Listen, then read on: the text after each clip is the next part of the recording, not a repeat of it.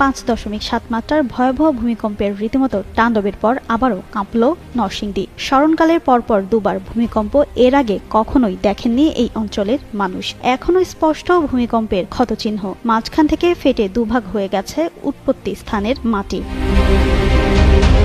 তীব্র কম্পনের ফলে বহুতল ভবনে দেখা দিয়েছে ফাটল, দেবে গেছে কাঁচা রাস্তা, তৈরি হয়েছে ফাটল, দোকানের তাক থেকে পড়ে গেছে মালামাল, বন্ধ রয়েছে ঘোড়াশাল বিদ্যুৎ কেন্দ্র। ভূমিকম্পের সময় হঠাৎ ভূপৃষ্ঠ কাঁপতে শুরু করলে দুলে ওঠে বহুতল ভবন সহ বিভিন্ন স্থাপনা। কয়েক সেকেন্ডের এই কম্পনে তীব্র আতঙ্ক ছড়িয়ে পড়ে। হঠাৎ ঝাঁকুনি টের পেয়ে বাড়িঘর থেকে দ্রুত খোলা জায়গায় বা সড়কে বের হয়ে আসেন লোকজন।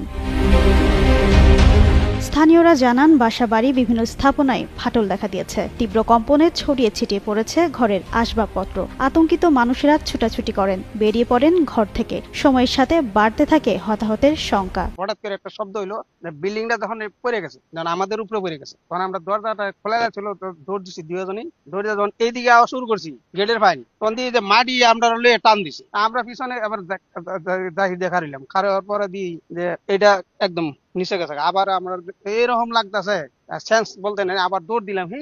দেশ জুড়ে হতাহতের সংখ্যায় সবচেয়ে বেশি এগিয়ে ভূমিকম্পের উৎপত্তিস্থল নরসিংদী। নির্মাণাধীন ভবনে দেয়াল থেকে ইট পড়ে মোহাম্মদ ওমর নামের এক শিশুর মৃত্যু হয়। মাটির ঘর ধসে চাপা পড়ে কাজেম আলী ভুইয়া, গাছ থেকে পড়ে ফোরকান মিয়া ও ভূমিকম্পের সময় আতঙ্কে স্ট্রোক করে নাসির উদ্দিন মারা যান। আহত হন অন্তত শতাধিক।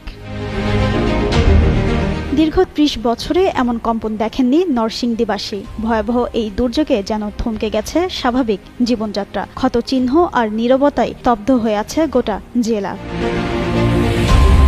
জিনাত আরা ঋতু, যুগান্তর নিউজ।